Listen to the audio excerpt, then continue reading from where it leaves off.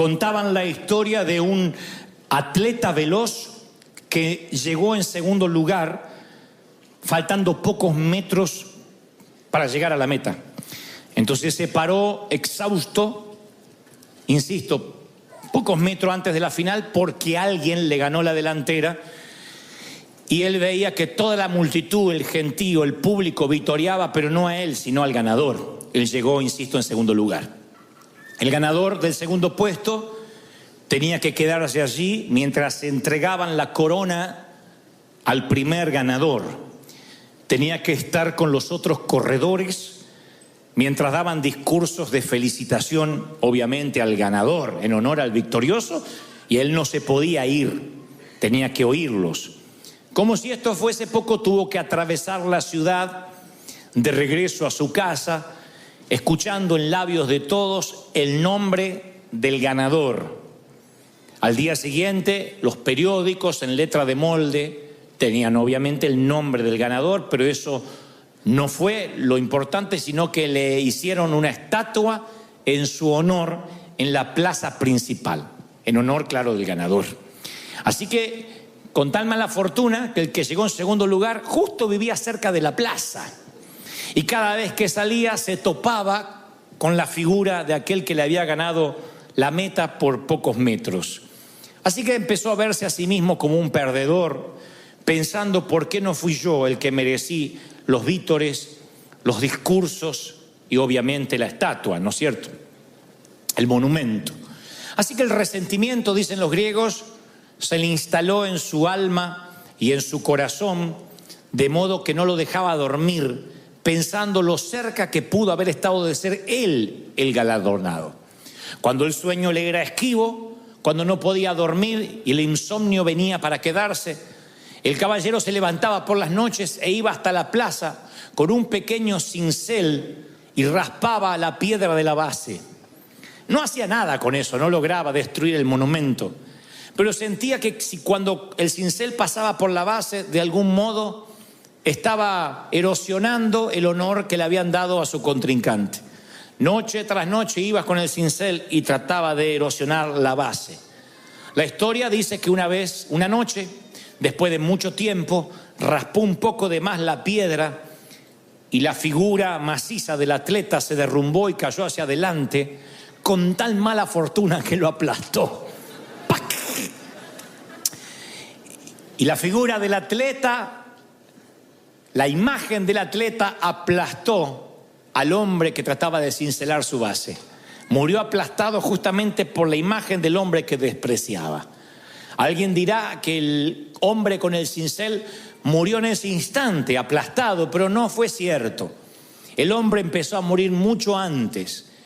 El peso del resentimiento lo destruyó día a día, pensamiento tras pensamiento, suspiro tras suspiro, hasta transformar su alma de campeón orgulloso en un cincelador barato, o lo que es peor, en aquel que raspa la buena fortuna de otro. Los griegos acuñaron esta historia para reflejar lo que el resentimiento puede ocasionar. ¿Qué es el resentimiento? Es el enojo que se mantiene y se multiplica con el tiempo. Enojarnos podemos enojar todos. La ira no deja de ser un sentimiento noble.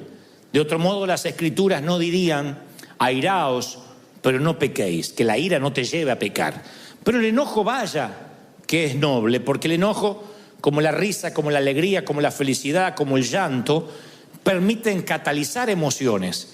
Uno puede enojarse contra el pecado, puede enojarse con el diablo, puede enojarse contra la corrupción, contra los delitos de lesa humanidad, puede enojarse contra los politiqueros baratos cuando vemos que las cosas se hacen mal, o te puede enojar la desobediencia. El hecho que el Señor también dice: no se ponga el sol sobre tu enojo. O sea que el enojo puede que sea una emoción pasajera. Nos enojamos en el tránsito, nos enojamos en una sala de espera, nos enojamos cuando nos cargan la gasolina incorrecta o cuando la cargamos incorrectamente, nos enojamos cuando no nos alcanza el dinero, nos enojamos cuando la suegra dice que se quedará unos días más. Pero si ese enojo permanece, puede que se multiplique y entonces se transforme en resentimiento. Cuando es un resentimiento no notamos que está. puesto que no es un sentimiento que sale a flote, sino que se oculta debajo de la superficie y es imposible encontrarlo con algún detector, ni de metales, ni de oro, ni mucho menos un detector de pecado. Navega en las profundidades de nuestra vida sin que nos demos cuenta. Entonces uno puede aparentar que está en paz, pero hay una furia de ira que está en el interior, que no se puede notar de manera fácil. Puede que demos la impresión de una figura serena, pero empieza a crecer ese sentimiento horrible, porque ahí está, escondido, reprimido, abriendo sus fauces subterráneas de veneno, que tarde o temprano va a infectar al resto de las relaciones. Infecta. Es un efecto colateral. Cuando uno está resentido, todo lo que toca empieza a ensuciarse o a envenenarse. No nos damos cuenta, pero nos volvemos de alguna forma personas tóxicas. La toxina que uno libera cuando uno tiene resentimiento, cuando uno tiene dolor, a lo mejor es inherente a nosotros, ni nos damos cuenta que la estamos liberando. Pero nuestros hijos empiezan a tener el mismo nivel de vida, nuestros amigos empiezan a saber que hablar con nosotros siempre es quedar con un sabor agridulce. Hay gente que al hablar te deja un sabor agridulce. No es una persona que te amarga del todo, pero tampoco que te deja una sensación de bienestar. Son personas que a lo mejor te visitan, se van de la sala de tu casa y te queda una sensación, esa es la palabra, nada describe mejor que lo agridulce. Estás feliz porque tu amigo, tu pariente estuvo allí, pero a la vez te queda una sensación de carga. Puede pasar con tus propios padres, puede pasar con alguno de tus hijos, que viene y te queda una sensación extraña, y no es porque no se te pueden contar los problemas. A mí me pueden contar un montón de problemas, pero cuando esos problemas vienen revestidos de resentimiento, uno puede notar un dolor que deja una toxina en la atmósfera, en el ambiente. Oí por allí una historia que en los tiempos donde la rabia no se podía curar, un hombre fue mordido justamente por un can, por un perro rabioso. Entonces los exámenes confirmaron que el hombre habría contraído rabia y no había cura para la rabia. Entonces le dijo el médico: mire, caballero, lamento decirle que usted ha contraído rabia y que mi sugerencia es que ponga sus cosas en orden lo más rápido posible. El hombre dice: no me puede desahuciar de manera tal. Y el médico dice: lo siento, pero tampoco sería una falacia que le dijera que se va a curar. Así que por favor ponga sus cosas en orden. Y el hombre de manera inmediata pide un bolígrafo y un papel y empieza a escribir frenéticamente. El médico, suponiendo que el paciente necesita su espacio, lo deja. Al rato regresa y dice: me agrada que empezó a escribir porque veo que empezó a trabajar en su testamento. Y el caballero dice: no, es la lista de personas que tengo planeado morder antes de morir.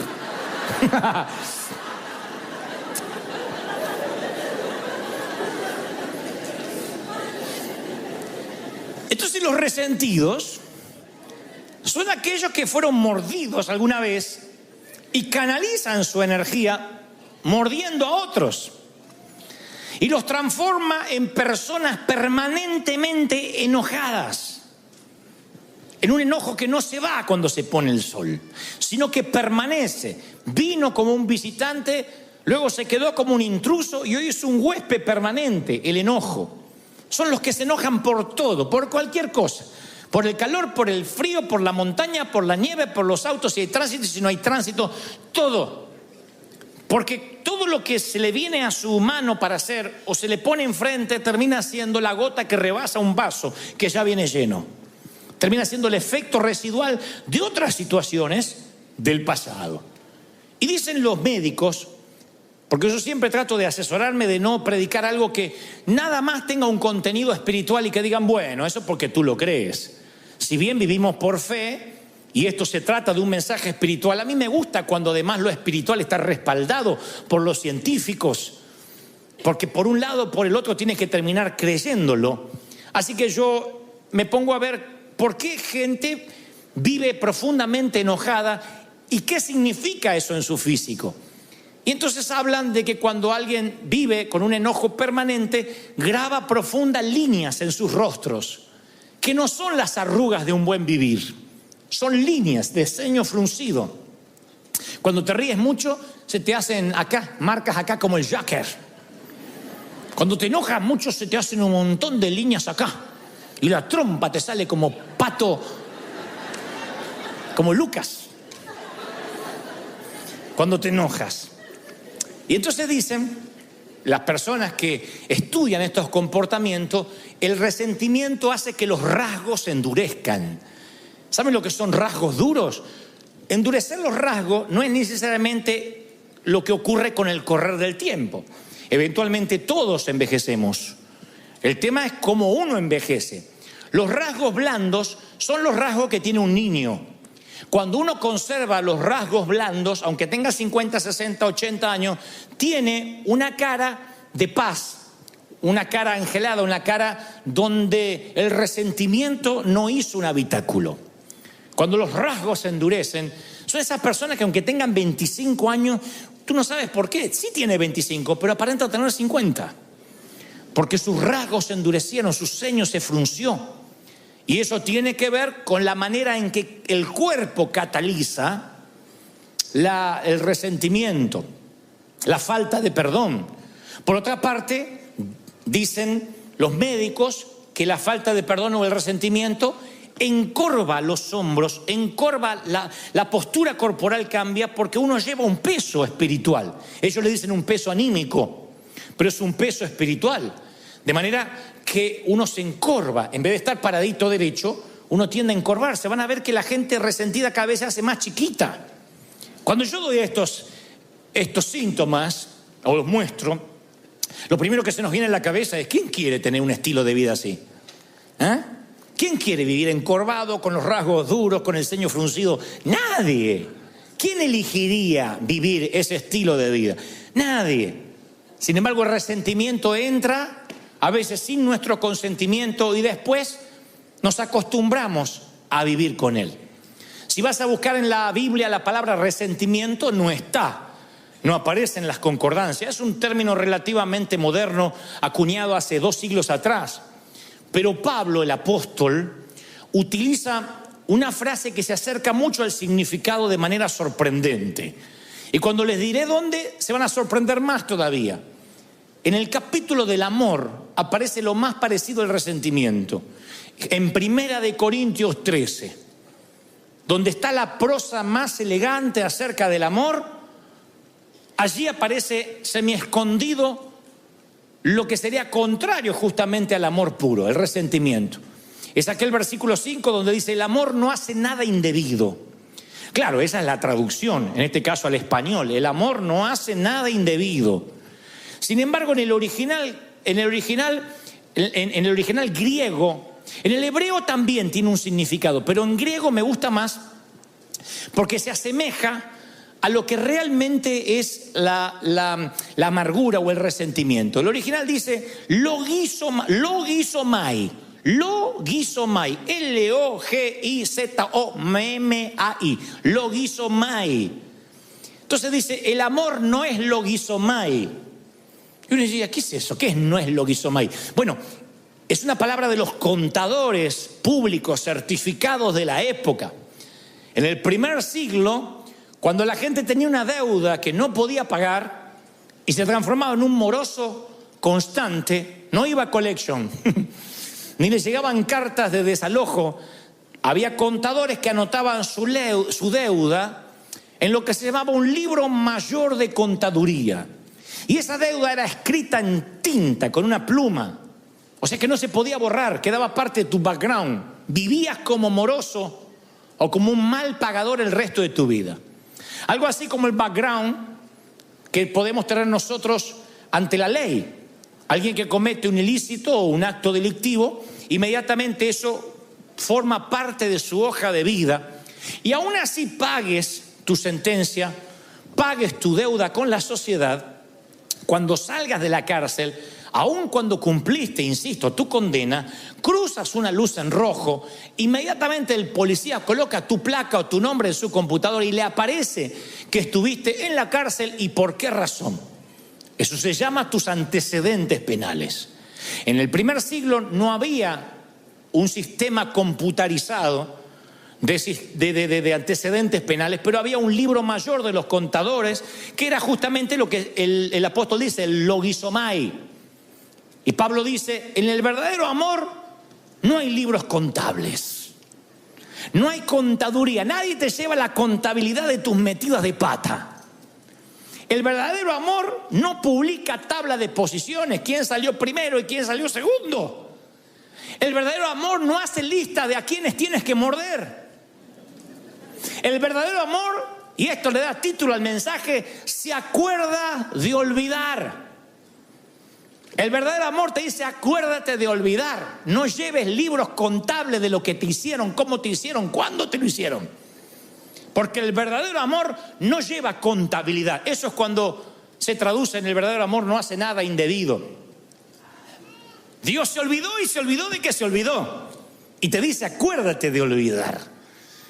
David, el hombre conforme al corazón de Dios, que en los asuntos del corazón era ¿qué puedo decir? El Pablo Cortázar de la época. Era Gabriel García Márquez. Con el mayor respeto que me merece David, no lo estoy comparando con estos autores, pero digo, el escritor del amor por excelencia. Sus salmos podrían componer millones de canciones hasta la fecha. Y este campeón del amor y este hombre conforme al corazón de Dios está en el lecho de muerte, David, y hace entrar a su hijo Salomón al cuarto y le da un consejo final. ¿Qué creen que le dice? ¿Cómo batallar? Cómo pelear sus batallas, cómo luchar contra el orgullo, cómo no pecar. No creerán cuál es el consejo que le da en el último aliento a Salomón. Primera de Reyes 2:5 nos deja un registro de esas patéticas palabras. Y perdonen que les estoy bajando de la cúspide a David, pero David, así como era el tremendo hombre del Señor, también tenía un montón de fallas, y entre ellas esta. Le dice a su hijo, ya sabes tú lo que me ha hecho Joab, hijo de Sarvia, lo que le hizo a 2 de mis generales del ejército de Israel, a los cuales él mató, derramando sangre en tiempo de paz. Así que tú, Salomón, harás conforme a tu sabiduría, pero no dejes descender las canas de este hombre al Seol en paz.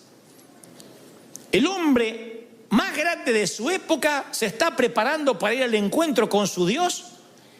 ¿Y qué sabiduría imparte un viejo rencor de años que no se lo quiere llevar a la tumba y le quiere pasar el libro mayor de un rey y la perpetuación generacional de una falla de carácter se la pasa a su hijo, a su sangre?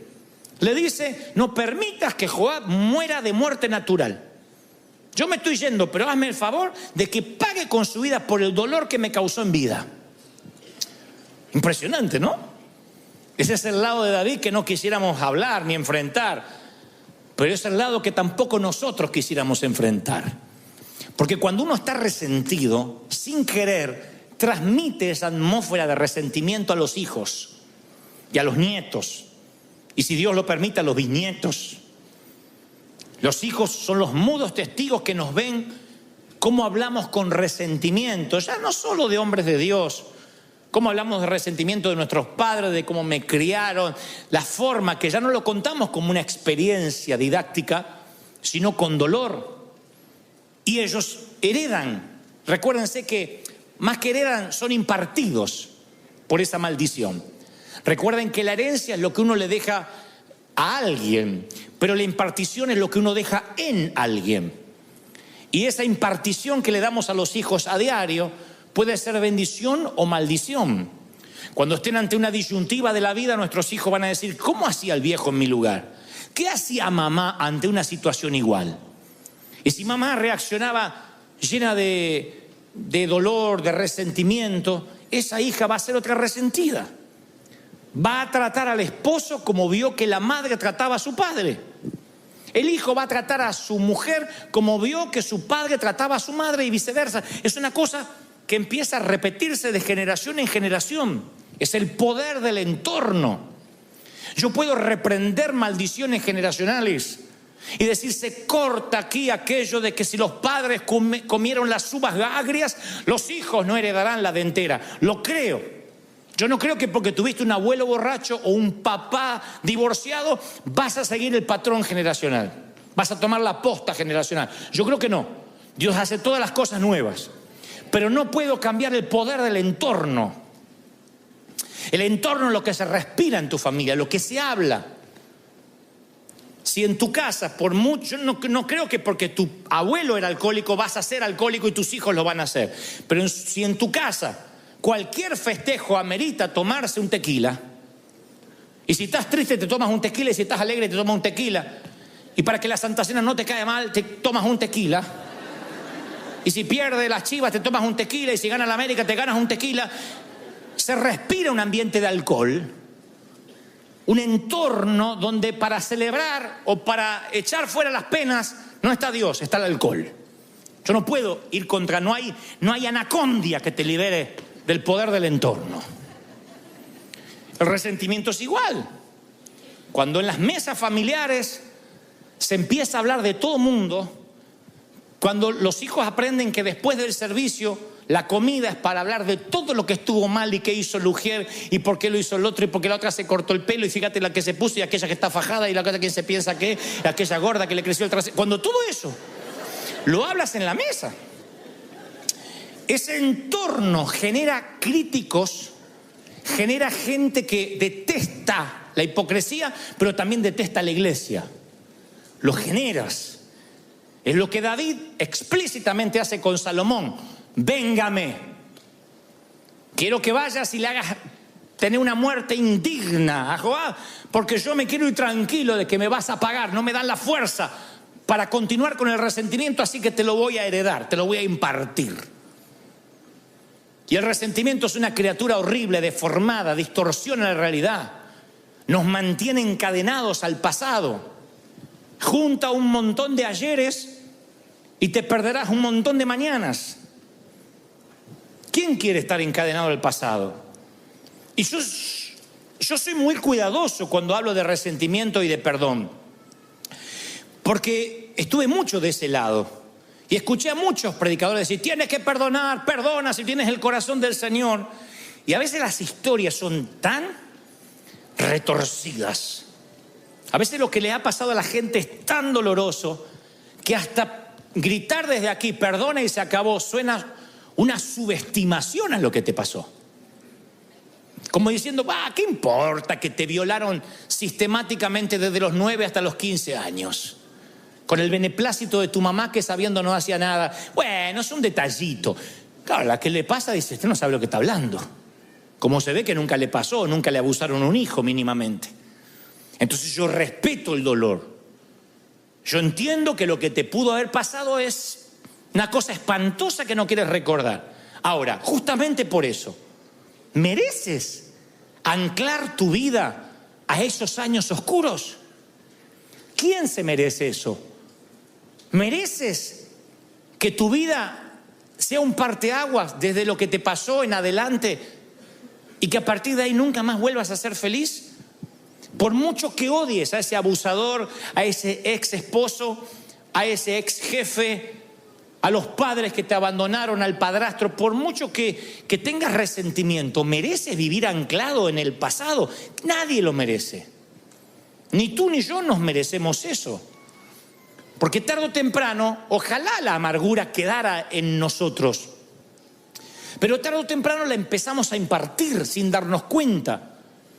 La amargura y el resentimiento se describen a través de muchas palabras ilustrativas, pero la más perdurable es la que encontramos en Hebreos 12:15.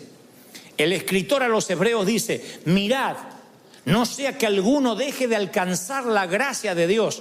Pregunto lo que pregunté esta mañana: ¿habrá alguien aquí que ose decir que no necesita el perdón de Dios hoy? ¿Habrá alguien que diga, no, es que yo vivo puro, la verdad es que no sé ni para qué murió Cristo por mí, porque yo soy tan santo e impoluto? ¿Habrá alguien que diga, yo no peco, hoy no pequé, mis pensamientos son puros? Yo creo que todos necesitamos un regaderazo de gracia a diario. Todos, nos incluye a todo mundo. Y fíjense qué peligroso lo que escribe el escritor a los Hebreos, que dice, no sea que alguno no alcance la gracia. No sea que alguno no sea perdonado. Y uno dice, a ver, ¿qué va a decir? ¿Qué es lo que no tiene perdón? Bueno, dormirse en un sermón de Dante podría no tener perdón.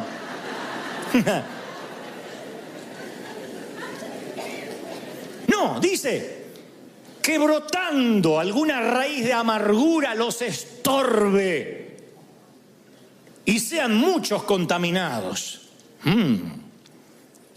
Para que una raíz de amargura brote, la amargura tiene que estar subterránea, si no, no brota. Para que algo brote tiene que estar abajo sembrado. Y si dice que la amargura brota, es porque la amargura está debajo. En algún momento la semilla del rencor cayó en esa tierra. Si no, ¿cómo va a brotar rabanitos o tomates? ¿Cómo va a brotar brócoli si nunca sembraste brócoli? Y dice, no sea que les brote una semilla, una raíz de amargura y los estorbe. Imagínate que te pierdes la gracia de Dios porque tú no das gracia. Me hiela la sangre pensar que porque yo no puedo perdonar, Dios tampoco me perdone a mí. Y el Señor, por si a alguien le queda duda, dice, sí, con la misma vara que medís, serás medido. Con la misma vara. Es bíblico.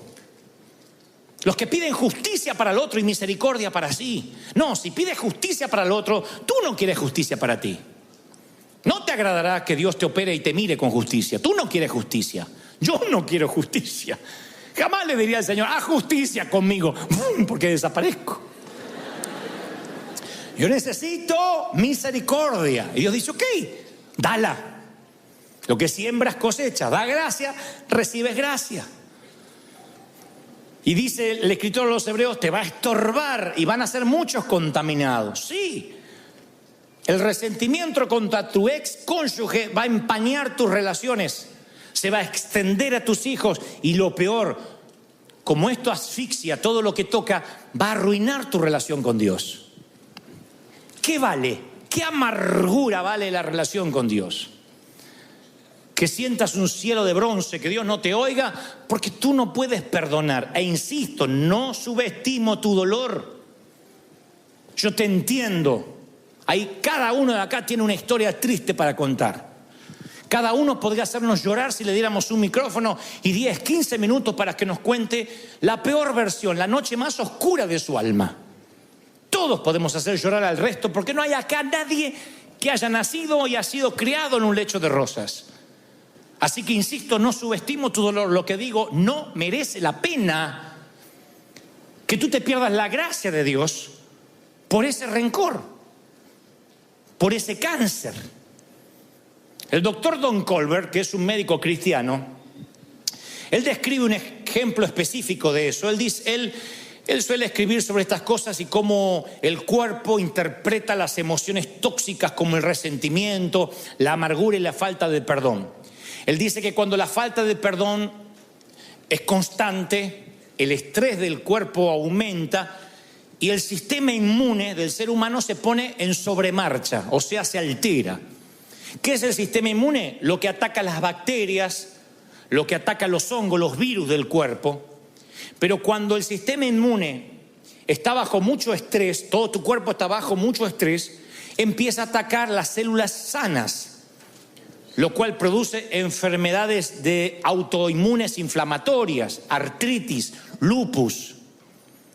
Y entonces él cuenta una mujer de mediana edad que llega toda medio encorvada con la esperanza de encontrar alivio a un leve dolor que ella le asignaba a la artritis. Y Colbert le dice, mire, le voy a prescribir un antiinflamatorio y luego la voy a enviar a hacer un análisis de sangre a ver si es algo más grave. Efectivamente era más grave, tenía artritis reumatoidea. O sea, una artritis que empieza a avanzar sin piedad y termina por deformarle todo el cuerpo. Obviamente la remitieron a un reumatólogo para un tratamiento, pero el médico no se quedó ahí. Dice, es raro que una mujer tan joven sufra de esto, ni siquiera hay antecedentes en su código genético. así que la envía a llamar de vuelta y le dice qué le preocupa, si había alguna situación estresante, además de lo que le estaba aconteciendo en sus huesos. Y ella dice, mire, yo no termino de salir de un divorcio muy doloroso. Don Colbert lo relata así, dice, cuando mencionó el nombre del ex marido, el semblante tierno cambió dramáticamente, fue Hulk. Su rostro se retorció en un gruñido y con profunda voz baja, casi susurrante, le dijo, odio a mi marido, a mi ex, y le deseo la muerte. Le decía el doctor, no desee eso a nadie. Oh, sí, pero no quiero que tenga la fortuna de morir de un infarto o de un accidente o que pierda la conciencia con un derrame cerebral. Yo quiero que quede cuadripléjico y que lo sienta. Quiero que sufra una muerte lenta y dolorosa por lo que me ha hecho sufrir. Y luego le contó una historia que tampoco vamos a subestimar. El hombre le hizo unas cuantas canalladas. Pero Colbert diría, nunca había visto a una paciente joven con tanto resentimiento. Y tenía muchas razones para estar amargada, pero las razones no generan amargura ni generan enfermedad.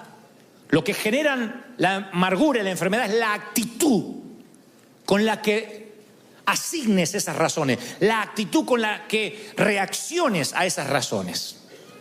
La actitud.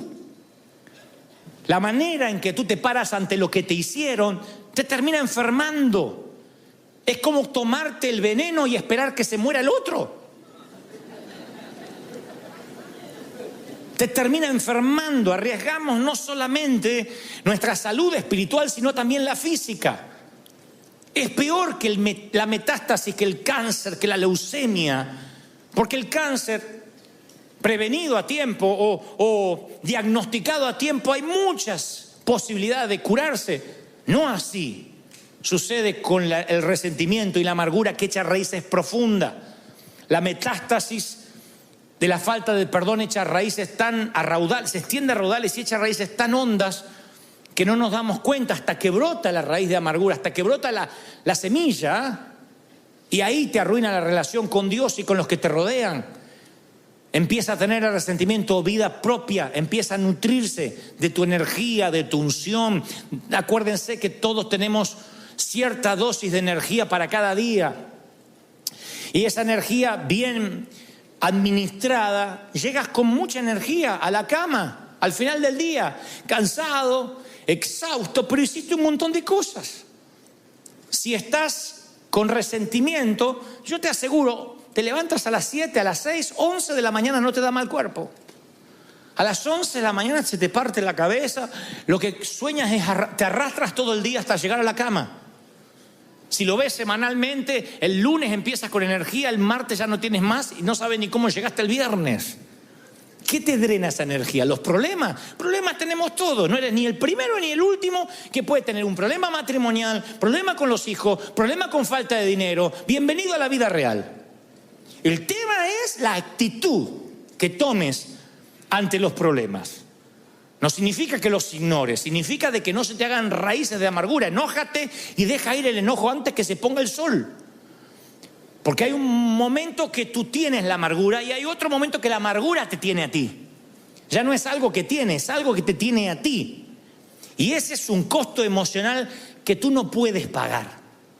Tú tienes cierto presupuesto emocional que se te asignó, no lo dilapides.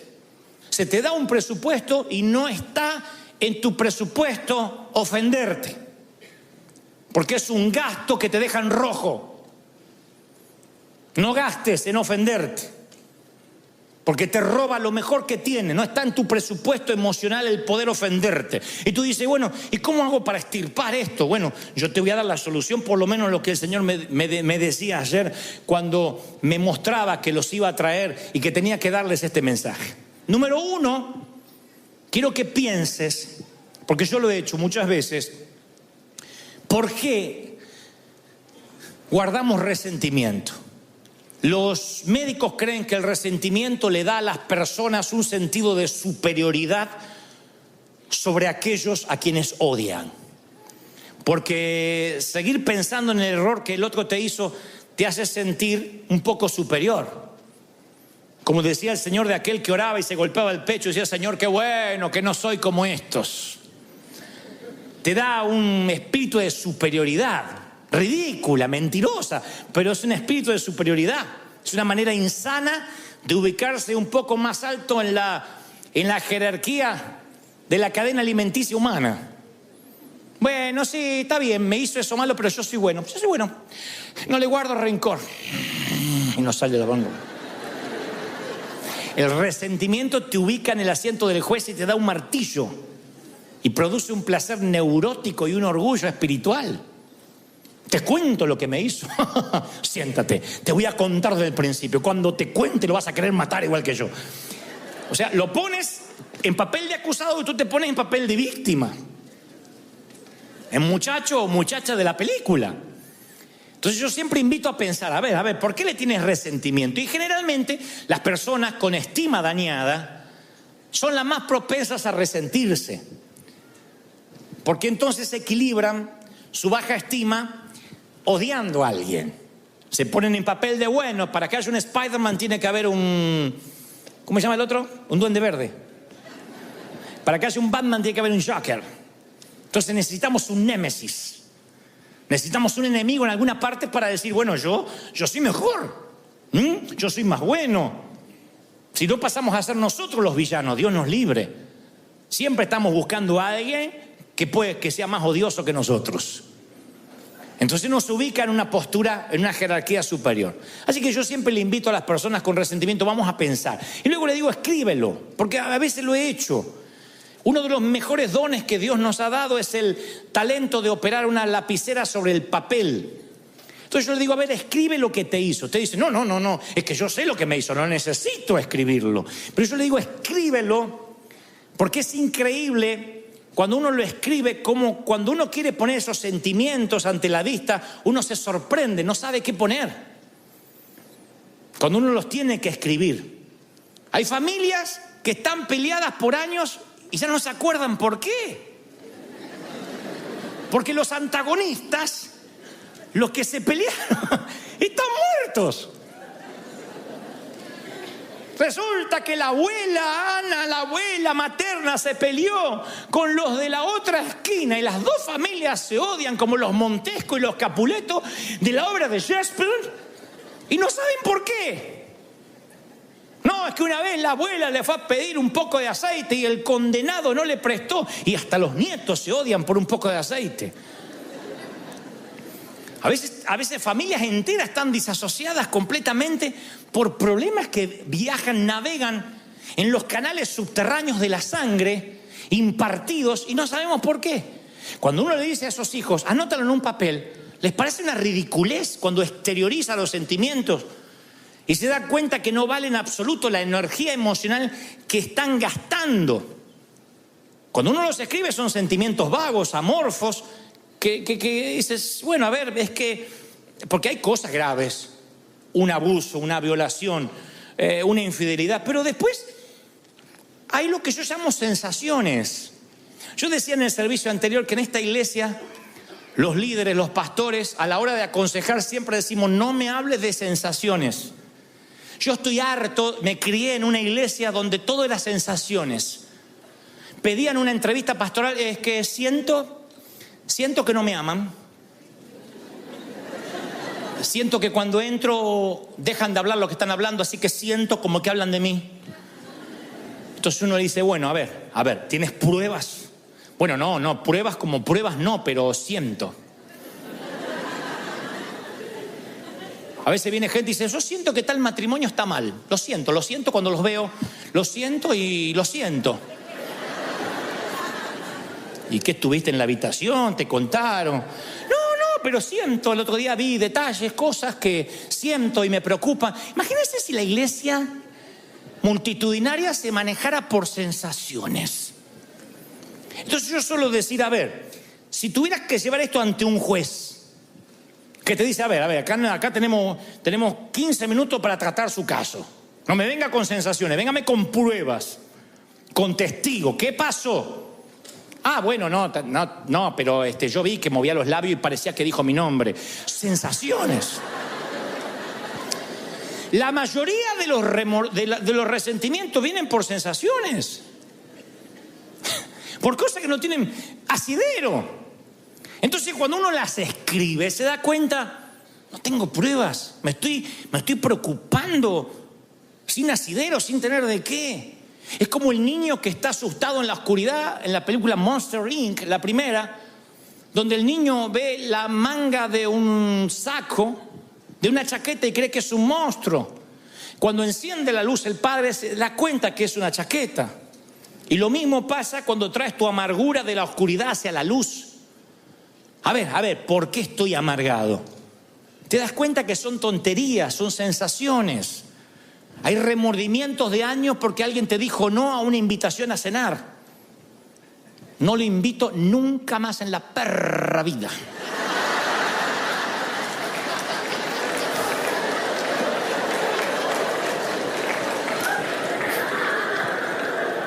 En la perra vida, no a la perra, no. En la perra vida. No le invito más. ¡Se acabó! Me cerré. Y cuando yo me cierro. Y por ahí el otro no tenía ganas de ir a comer. Y se arman unos problemas. Unos resentimientos. Ni les cuento cuando en nuestra iglesia un muchacho se ponía de novio con una muchacha y no llegaban al casamiento. No se casaban, estaban de novios, se dan cuenta que eran incompatibles, que no se llevaban, que les pareció que se gustaban, pero después que no. Gloria a Dios, que antes de casarse se dieron cuenta. Pero ya eran dos familias enfrentadas. Con mi niña no van a jugar. Y ya se iba una familia dividida y la otra no. Si van ellos, yo no voy. Si el pastor no los echa, nosotros no nos congregamos más. Esas sensaciones, ridiculeces, que hoy uno en perspectiva dice, ¿de verdad? ¿De verdad? ¿De verdad alguien quiere que su hijo se case con quien no ama o su hija con quien no ama para que no haya problema, para que nos podamos sentar juntos en la misma iglesia? ¿De verdad? ¿Cómo uno entra en esos rieles de necedad por sensaciones? Por eso yo digo, escríbelo. A ver, escríbelo. Tráelo a la luz. ¿Por qué detesta? ¿Qué te dijo? Hay personas que detesta a hombre de Dios porque vio un videíto de YouTube. No, yo vi el video y... Lo conoces personalmente, te tomaste un café, pesaste su corazón, su espíritu. ¿Quién resiste el análisis de un video si una cámara te siguiera las 24 horas? Y editaran video de lo que dices. Y hay gente que odia con un odio visceral a personas porque vio un videíto y leí un estudio bíblico que hicieron en contra del fulano. Es increíble.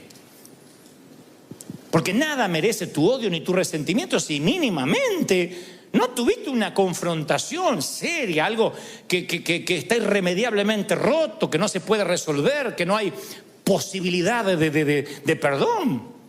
Por eso digo, piénsalo, luego escríbelo.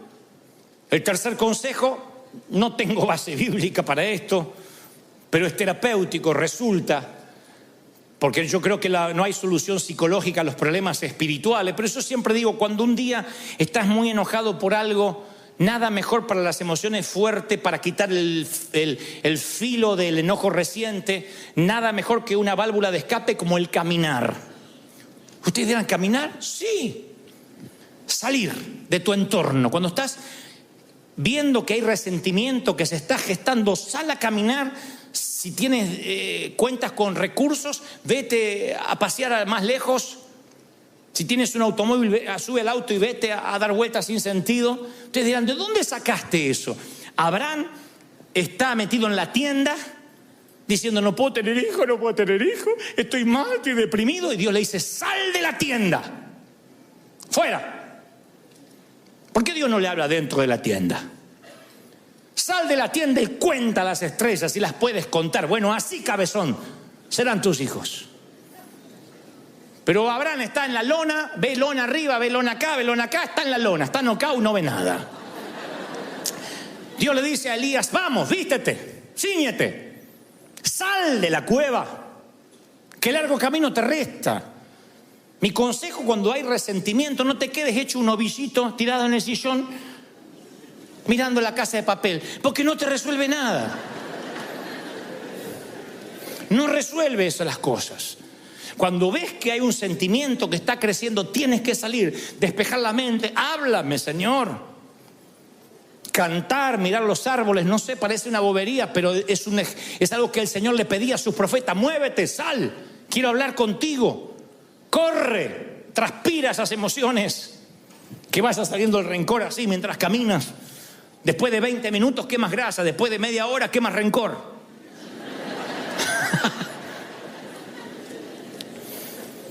Y luego háblalo. No importa qué tesis hayas escrito, cuántas hojas te llevó a escribir el rencor, el Señor no se duerme, el Señor no se aburre. Ve y háblalo con el Señor. Si estás furioso, si tienes remordimiento, cualquier emoción tráele a Dios. De igual modo, es imposible escondérselas ante Él. ¿De dónde sacamos esa tontería que hay que higienizarse antes de presentarse ante el Señor? ¿De dónde sacamos la bobería que no me puedo presentar al Señor sin antes pedirle perdón? Ve y dile, así soy. Soy el hijo pródigo y vengo y huelo a marrano, huelo a puerco. Si vienes del chiquero, ¿a qué vas a oler? ¿A perfume francés? Señor, aquí estoy, oliendo a puerco. Recuerden que el abrazo que el padre le da al hijo pródigo se lo da cuando todavía huele a puerco, después lo manda a bañar. No dijo, primero te bañas, no te acercas a... No le dijo eso. Le dio un abrazo con olor a puerco y después lo mandó a bañar. El Señor te va a limpiar, pero te va a dar un abrazo como estés. Entonces ve ante Él y dile, Señor, aquí estoy oliendo a chiquero, a estiércol de resentimiento. ¿Me ayudas o me ayudas? Porque soy tu hijo y tú me dijiste que vas a ser fiel y me vas a ayudar. ¿Lo crees? 2 misioneros atravesaban las junglas de Birmania. Un misionero nativo y uno que era novato. Y de pronto se meten en un lago hasta el cuello, un lago muy sucio. Y cuando salen del otro lado, uno de ellos, el novato, estaba repleto de sanguijuelas. Esos gusanos que se pegan y se meten en la piel. Tenía todo el torso, los brazos, las piernas, y se las empezó a arrancar. Y le dice el misionero, no. Si usted se las arranca repentinamente, parte del gusano, del insecto, va a quedar allí y se le va a infectar. Y si, ¿qué puedo hacer? Desesperado, imagínense, lleno de sanguijuelas. Dice, usted tiene que ir rápido a la aldea conmigo y meterse en un baño de bálsamo, en un baño de aceite. Y allí las sanguijuelas rápido quitan sus garfios y usted va a quedar libre. El resentimiento es una sanguijuela que se mete en tu corazón y no puedes tironear. Tiene garfios en tu vida. Por eso necesitas sumergirte en el bálsamo de la gracia de Dios. Decirle, Señor, mira, estoy lleno de sanguijuelas. Te tiras así, le Señor, me ayuda para ser libre, para ser sano. Y cuando la gracia, cuando el aceite te perdona, entonces tú puedes perdonar. Pero si nunca te dejas perdonar, tú vas a operar bajo la ley estricta del libro mayor. Vas a ser un contador, un contable. Me hizo aquel, me ofendió. La está apoyando a esa loca. Y vas anotando. Por último yo digo, déjalo ir. Acuérdate de olvidar. Diga conmigo, me acuerdo de olvidar. Entonces, sé un olvidadizo generoso, minucioso. No seamos una rata guardadora, acumuladora. Uno se vuelve literalmente, quiero que la frase se nos pegue, porque a mí me duele cuando me dicen, no seas una rata acumuladora. La rata suele poner cosas en sus madrigueras y acumulan. Y uno tiene que aprender a desechar, a no guardar, a tener una amnesia selectiva. A decir, me voy a acordar de olvidarme. Una amnesia selectiva. A ver esto, al trash, a la basura. A ver esto, como cuando limpiamos el escritorio de la computadora, como cuando limpiamos el celular, cuando sacamos las cookies de sitios donde navegamos que nos ocupan espacio y nos quitan gigas de memoria. Decir, a ver esto, lo que me hicieron en 1982, ya está. El partido que Argentina le ganó a México en ya está. Yo sé que es una amargura difícil de las sanguijuelas muy arraigada, pero ya está. Hay que dejarlo ir. No podemos estar sumando lo que nos pasó, más lo del 94, más lo del 2002, más lo del 2003. Hay que tener una amnesia selectiva y decir, yo es un presupuesto que no estoy dispuesto a pagar. Porque si estás enojado con alguien, lo cargas en tu espalda. Si te enojas conmigo, me llevas en la espalda toda la semana. Y si a la vez te enojas con tu suegra, vamos los dos. No me hagas eso. Es tu suegra, no la mía. No me pongas en tu espalda con ella. Viaja liviano y disfrutarás del viaje, porque aparte es la única manera de viajar que tenemos. Se supone que esta es la marca registrada de los hijos de Dios, que pagamos bien por mal, que bendecimos a los que nos maldicen. Se supone que esa es la manera, no hay otra. Miren, yo les voy a regalar esta historia. Antes de culminar, se la regalé en el primer servicio también a los que estuvieron temprano. La palabra dice que el verdadero amor echa fuera el temor, pero también echa fuera muchas otras cosas. Entre las cosas que echa es el resentimiento, lo echa fuera. Pero yo alguna vez oí una historia en que el amor y el resentimiento compartieron un cuarto, en una sala de hospital. En la sala de hospital había dos caballeros enfermos, uno de los riñones y otro de los pulmones. Debido a la condición de ambos, no podían tener un televisor, puesto que habían prescripto paz absoluta para la pronta recuperación de los dos.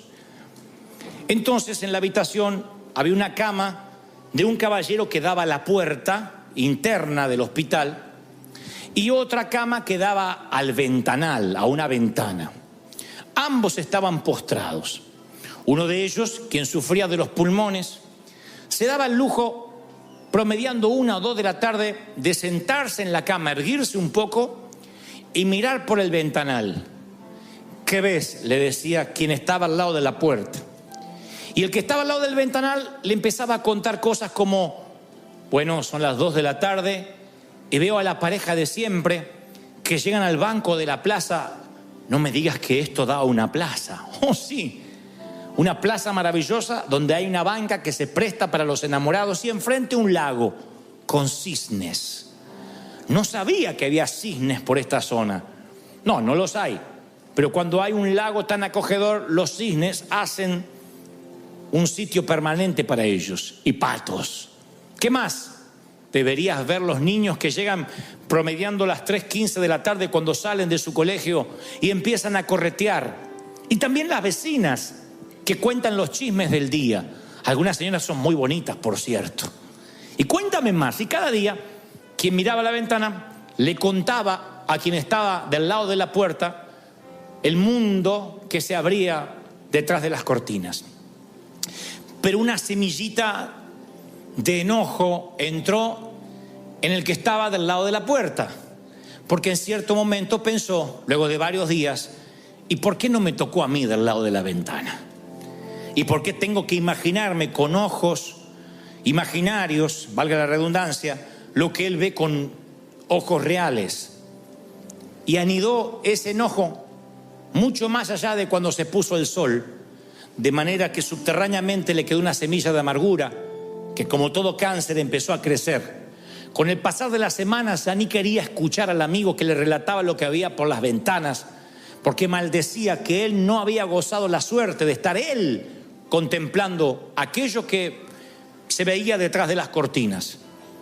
Su enojo hizo que tuviera un bajón anímico y los médicos notan de que sorprendentemente empieza a empeorar, que sus niveles de toxinas crecen, su glucosa empieza a variar. No entienden tal desmejoría, pero está tan amargado porque no puede ver por la ventana que empieza a ponerse grave. Pero lo que sucede después es más sorprendente. Una de las noches, el compañero que suele estar del lado de la ventana tose sin parar, se ahoga, llegan los paramédicos, lo llevan a cuidados intensivos y nunca más vuelve. Falleció. No resistió seguramente a un virus intrahospitalario. Y ahora el caballero que está al lado de la puerta pide si es posible que a él lo trasladen a donde estaba su amigo o su ocasional compañero de cuarto, ya que no va a volver. Los enfermeros consideran que es un pedido noble, así que le cambian la cama y lo ponen del lado de la ventana. Y él inmediatamente, apenas se van los médicos, se reincorpora para ver él lo que apenas podía soñar a través de los ojos del amigo. Y descubre que en la ventana hay un gran paredón. No hay plaza, ni mucho menos cisnes, ni arroyos, ni parejas dándose arrumacos, ni niños correteando. Lo que en realidad le contaba el amigo era una ficción para alegrarle un poco su estadía al compañero. Lo que estaba haciendo era un favor para él, y él lo apagó con su rencor y con su resentimiento. Nunca olvido la historia, porque nos enseña que lo mejor de esta vida suele ser gratis y no hay razón para estar resentido. Las mejores cosas todavía no te las han cobrado: el respirar, el vivir, el contemplar. Y a veces, por mirar la estatua de alguien más, en lugar de ser un campeón y volver a competir, nos volvemos en un cincelador barato. Nos transformamos en simplemente el que raspa la fortuna ajena. Y no vale la pena. La vida es demasiado hermosa, demasiado bonita. Haya tocado lo que nos haya.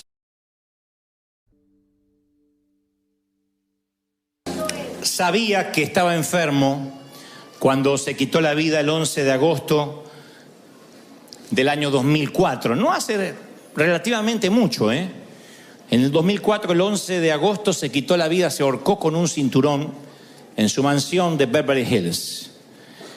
Decían, o dicen los que vivían con él, estallaba en los últimos años en llanto sin motivo, se olvidaba los diálogos que se había aprendido para sus películas, se perdía en medio de una conversación.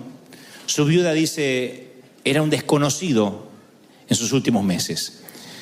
Una de sus maquilladoras de toda la vida dijo, era horrible verlo, que al final del rodaje se ponía a llorar y decía, estoy perdiendo la capacidad de hacer reír, que es lo único que sé.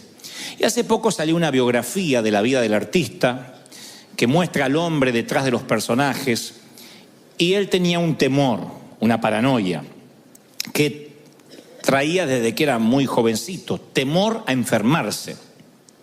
No era hipocondríaco, pero tenía temor a enfermarse. Y cuando se quita la vida, hacen una autopsia como corresponde, según la orden forense, y descubren que tenía una enfermedad neurodegenerativa. Se llama la demencia con cuerpos de Lewy. Los cuerpos de Lewy es una de las terceras enfermedades de demencia en el mundo.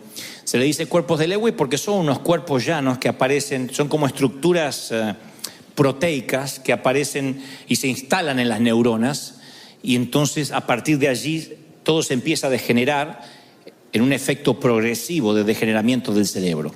Así que el actor de Buenos Días Vietnam, Patch Adams, una noche en el museo, un día se quitó la vida y decidió que era lo mejor, puesto que no quería que le tuvieran lástima. Cuando yo recordaba la historia de Robin Williams, porque he visto sus películas, me parecía un actor, y me parece un actor estupendo, un comediante extraordinario, yo pensé que la sensación del miedo viene de muchas maneras.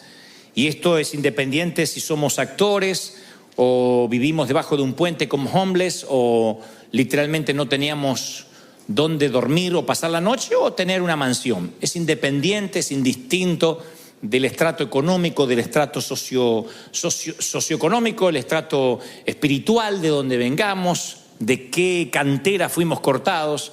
Todos en algún momento estuvimos ese miedo, ese temor a algo. Tal vez no a la muerte. Los que tenemos a Dios sabemos dónde vamos cuando nos toca partir a la eternidad, bajar al sepulcro, ¿no? Pero las personas, todas, indistintamente de donde provengamos, luchamos con algún temor, con un miedo a algo desconocido.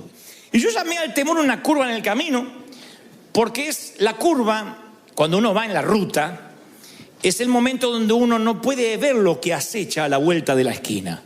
Una sensación mínimo de inseguridad. Y en la vida, las curvas en el camino es cuando no sabemos qué viene. Ya sea que acabamos de casarnos o acabamos de divorciarnos. Ya sea que salimos del panteón o salimos de la nursery. Siempre hay un momento donde decimos, lo que viene no me compete, no sé, no tengo el resto del plano. Y esa curva en el camino produce, más que ansiedad, el temor. Si vamos a estar a la altura de las circunstancias, si vamos a poder hacer frente a lo que viene. Y el temor es parte de la trama de la vida. Es imposible vivir sin miedo. El miedo no se lo puede ignorar, hay que enfrentarlo. Pero el miedo es parte de la vida. Y es un instinto básico de supervivencia.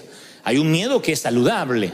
Hay un miedo que no llega a ser tan poco miedo sino precaución, pero que es primo hermano del miedo, que hace que uno mire a la derecha y a la izquierda antes de cruzar una calle. El miedo hace que uno se coloque el cinturón de seguridad cuando uno sube al automóvil. Es un miedo saludable, es un instinto de supervivencia, que uno trate de atajarse así cuando ve que alguien va a arrojar una piedra, o cuando hay una explosión, que uno intente tratar de protegerse. Pero hay otro miedo que es una fobia, que no resiste análisis, que no resiste el sentido común. Existe un tipo de miedo que es la fobia, que uno no lo puede explicar, y yo no subestimo al que tiene fobia, Cuando digo no lo subestimo, no digo es un espíritu. Yo no puedo decir el que tiene una fobia le agarró un demonio, porque me consta que las fobias comienzan con una pequeña puertecita y después se transforma en un monstruo que navega en las profundidades de nuestro alma y no se ve. Nada más que el que lo siente lo sufre. Porque una fobia es cuando el temor y la razón no están en contacto. Tienes miedo y no hay razón para tener miedo. Y entonces vas y le dices a alguien, ora por mí porque tengo miedo, y la otra te dice, no tengas miedo, no te preocupes, y te da una serie de frases comunes que no llenan tu motor, no llenan tu tanque, no te calman, sigues teniendo ese temor porque ya está afianzado como una fobia. 1 de cada 10 de los que hoy están aquí en River Arena, 1 de cada 10 sufre de alguna fobia, algo que no puede superar. Fobia a los lugares abiertos, fobia a las multitudes, fobia a los espacios cerrados, no sé, a los elevadores, a andar por la calle, a la migra. Hay gente que tiene fobias a algo. Y después estamos los otros 9 que no tenemos una fobia declarada, pero que sí transitamos por el jardín del terror de la vida, que muchas veces un golpe, un infortunio nos hace temer. El temor, uno apenas le abre una puerta, el temor dice, permiso, vete un pie, y después se te instala, de modo que se transforma en una paranoia. Y preguntas, yo tengo temor, y dice, hay gente que dice, no sé si hay vida después del divorcio, no sé si voy a poder subsistir. Otros dicen, yo no sé si hay vida después de la muerte de un cónyuge, la pérdida del sustento. Yo he tenido mis propios momentos de temor abrumador.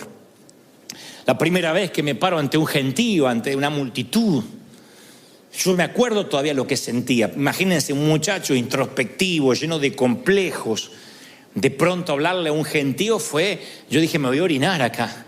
Yo tenía terror, no me salían las palabras, no podía mirar a la gente a los ojos. Recuerdo ese temor abrumador. Recuerdo el temor abrumador de salir al hospital con un niño, uno de nuestros niños lleno de sangre, que estaba mirando por una ventana en un altillo, de pronto tropieza, no sabemos con qué, se abrió la cabeza, lleno de sangre, y envolverlo en toallas, subir a un taxi y correr al hospital. Cuando dentro del miedo los protagonistas son nuestros hijos, es peor que miedo, es terror. Estuve ahí cuando lo tenían que coser sin anestesia porque no había tiempo. Y yo me acuerdo estar ahí y decir, Señor, que no pase nada, que no pase nada. Yo sé que hay papis aquí que han vivido situaciones así. Mirar a su hijo jugar al fútbol, a lo que sea, y de pronto ve que alguien lo golpea, cae y se queda inmóvil unos segundos. Son esos segundos que literalmente se te corta el aire a ti, porque piensas que tu vida podría cambiar tal como la conoces en un instante. Y esos temores a veces no te dejan vivir. Cuando la curva del camino llega a tu vida, esas curvas llegan en momentos donde uno tiene que dejar a los chiquititos en el kinder. Recuerda cuando fuiste a llevar a tus hijitos al kinder la primera vez y la maestra te dijo, déjelo, va a llorar un poquito, pero después déjelo. Y tu hija está ahogándose de... Tú quieres agarrar a tu hija y decir, me la llevo de acá, maldito, pero no puedes, tienes que dejarla ir.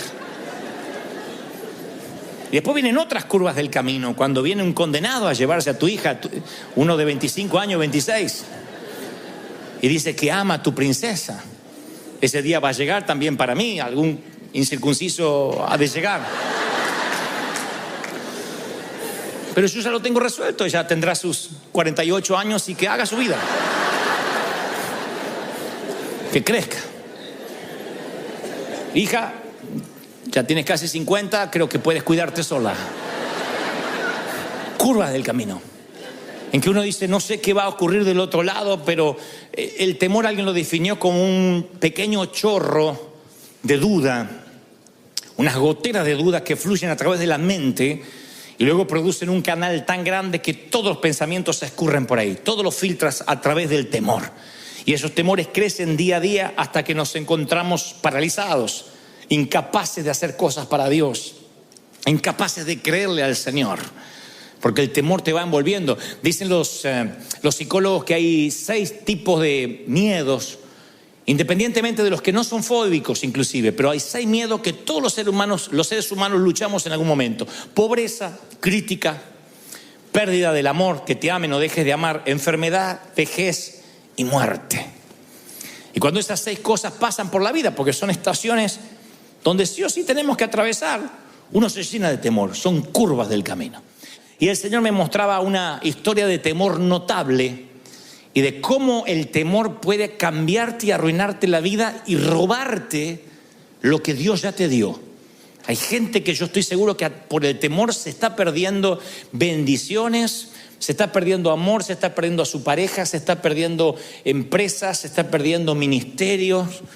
Y no es que Dios no se lo quiera dar, el temor no les permite ver, les impide ver lo que Dios tiene. Hay una curva en el camino que no les deja ver y los llena de ansiedad y no avanza. Y las Escrituras hablan justamente cuando la delegación de espías, en el éxodo de Israel, la delegación de espías fueron a espiar, valga la redundancia, a Canaán. Moisés recibe de parte de Dios que por cada tribu, 12 tribus, tiene que elegir un delegado. Y esas 12 tribus eligen cada uno un delegado, 12 delegados, 12 espías, van a ver qué hay en la tierra prometida. Ya estaban allí. Así que se reúnen en una asamblea en Cades Barnea y dicen, bueno, vamos a decidir qué es lo que hay, vamos a hacer un reconocimiento.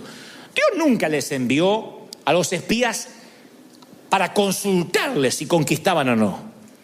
Dios nunca les dijo, miren, ahora son mi board. Si ustedes después por mayoría votan que no, no lo hacemos. Probamos otra tierra prometida. No. Aquí van a una experiencia de reconocimiento. Nada más. Era un equipo de avanzada para la conquista. Dios dijo, esta es la tierra que ya les entregué. Noten el verbo, nunca dijo que les voy a entregar, vamos a ver si se las puedo dar. Ya les entregué, ese es el hogar final, luego de generaciones de esclavitud en Egipto. Estamos hablando del suelo patrio de Abraham, el sitio donde iban a plantar la bandera finalmente, el suelo patrio de sus sueños. Pero Canaán era la curva en el camino del Éxodo y los israelitas no podían ver a la vuelta de la curva. Así que envían 12 espías después de la asamblea.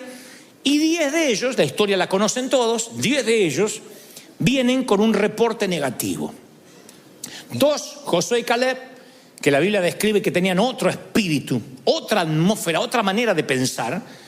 Dicen que sí se podía porque Dios ya se los había dado, dijo los vamos a comer como a pan. Pero eso eran Josué y Caleb. Los otros 10 dijeron no, nos vimos a nosotros como langostas.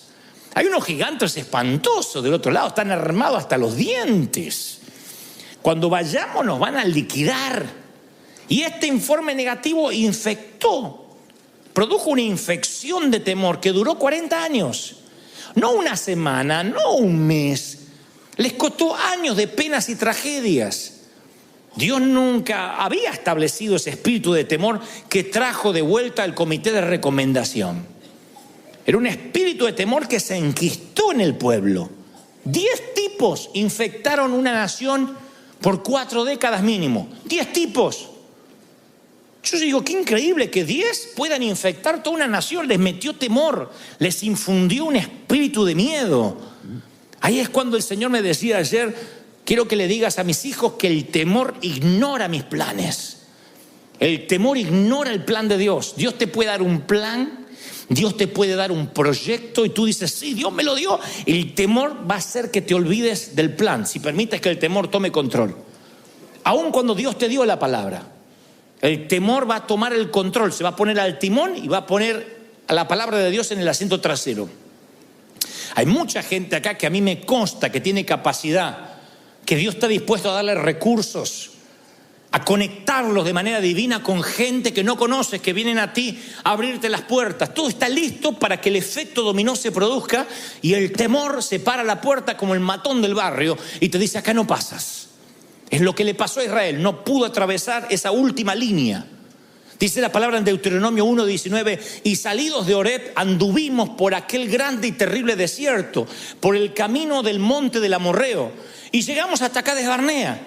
Entonces os dije: habéis llegado al monte del Amorreo, el cual Jehová nuestro Dios nos da. Dios ya te dio. No termina este año sin que te convenza de que Dios ya te bendijo. Dios ya te dio. ¿Lo crees? Mira, Jehová tu Dios te ha entregado la tierra. Sube. Si yo te dice te la entregué, sube y toma posesión, cabezón. Te la entregué. Sube. Pero uno va creciendo, se va volviendo más adulto y por dentro gente más pequeña. Y el Señor dice: aquí está la tierra, tómala. Pasaron tantas cosas y no podían cruzar la línea final.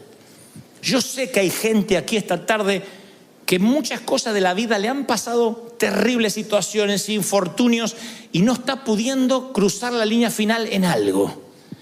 El Señor me mostraba gente que estaba ahí. Estira la mano y ya tiene las uvas. Hace un paso y ya está en la tierra que fluye leche y miel. Pero hay gente que no puede cruzar la última línea. Yo conozco amigos míos que se arrepintieron en el altar antes de casarse. Y yo le decía: ¿pero amás a la chica? Sí, es la mujer de mi vida. ¿Y? No, el casamiento me dio una cosa. Y salió corriendo en la línea. Conozco otros que se prepararon en los seminarios, estudiaron. Y un día arde la zarza y Dios le dice: ve, esto es tu comisión, tu asignación divina. Y en la última línea se quedaron. Luego los vuelvo a encontrar y le digo: ¿y Dios no te había llamado? No, pero estoy trabajando de esto ahora porque me casé y mantener una casa. Pero Dios te dijo que te iba a dar los recursos. Sí, pero al final no se dio lo que esperaba. Le puse una señal a Dios que viniera un millonario para darme todo el dinero y entonces iba a ser del Señor. Tu abuela, Dios no actúa así. Las señales siguen a los que creen, no los que creen siguen las señales. Las señales siguen a los que creen. Y en la última línea se queda. Entonces yo estoy convencido de que Dios tiene un territorio a nombre tuyo, que hay algo que no estás reclamando, que algún día vas a llegar al cielo, Dios te va a llevar a un warehouse con tu nombre y un montón de paquetes cerrados, así como UPS o FedEx. Va a haber un montón de paquetes y vas a decir: ¿y eso? Bendiciones que no abriste. No que no te di, que no abriste, que dejaste en la puerta. Bendiciones que te arrebataron. Yo estoy seguro que va a entrar una soltera así, diciendo: Señor, me pudiste haber bendecido con uno. Y Dios te dice: mira, ahí tenías el musculoso, encima argentino, todo tenía. Ungido. Y ahí tenías un pelirrojo y allá tenías un rubio, porque si no te gustaba este, yo tenía otro plan B. Y huérfano, sin madre, todo. Hay gente que se va a enterar lo que se perdió por no cruzar la última línea. Así que yo creo que el temor ignora los planes de Dios. No solo los ignora, sino que distorsiona los propósitos divinos. ¿Qué es distorsionar? Cuando no estás viendo correctamente. Como esos espejos que distorsionan la visión. Yo creo que algunos pierden la perspectiva. El miedo es tanto que pierden la perspectiva de lo que están viviendo. Escuchen lo que Moisés recrimina que hace el pueblo en Deuteronomio 1:27. Dice: y murmurasteis en vuestras tiendas. No es que él los vio murmurando afuera, que se juntaron afuera en la plaza. En las tiendas. El Espíritu Santo se lo reveló. Esto va para los que dicen: no, yo no murmuro, yo me desahogo en familia. Por eso no es crítica. En tu tienda es tu casa. Murmuraste en tu tienda diciendo: Jehová nos aborrece, nos odia. Nos sacó de Egipto para entregarnos en manos de los gigantes. Nos tienen atemorizados, nuestro corazón está atemorizado, porque este pueblo es más alto que nosotros, es más que nosotros. Las ciudades son más grandes que las nuestras y son amuralladas hasta el cielo. Ellos empezaron a decir: Dios tiene la culpa de lo que me pasa. Eso hace el temor, saca lo peor de nosotros.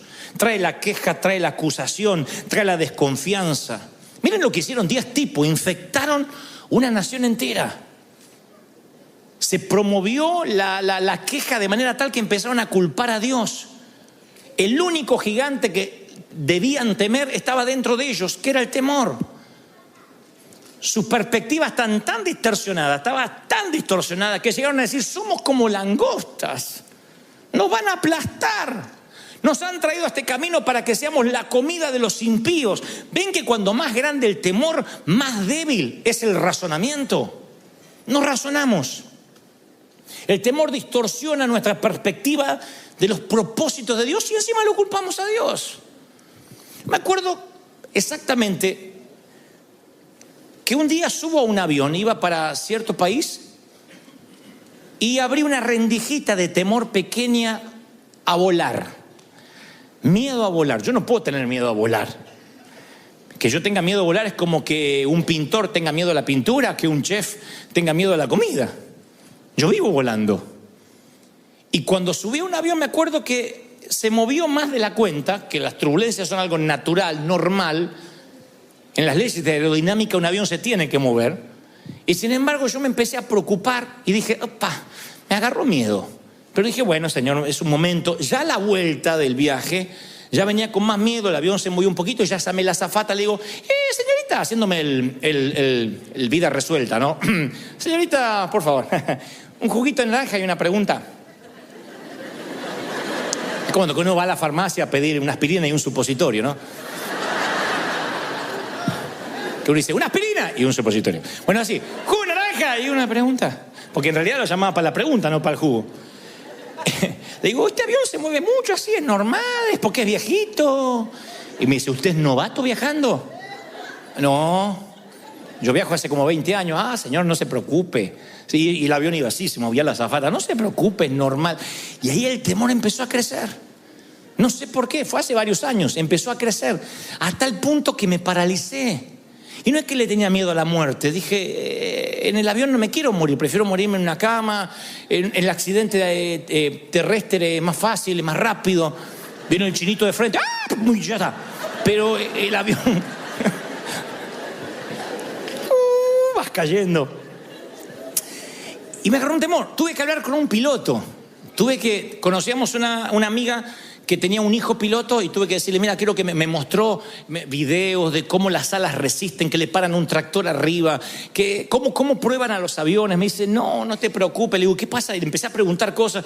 Tuve que hablar con un piloto porque no me podía sacar el temor. Pero esto no es el tema. El tema es que yo empecé a culpar a Dios, igual que ellos.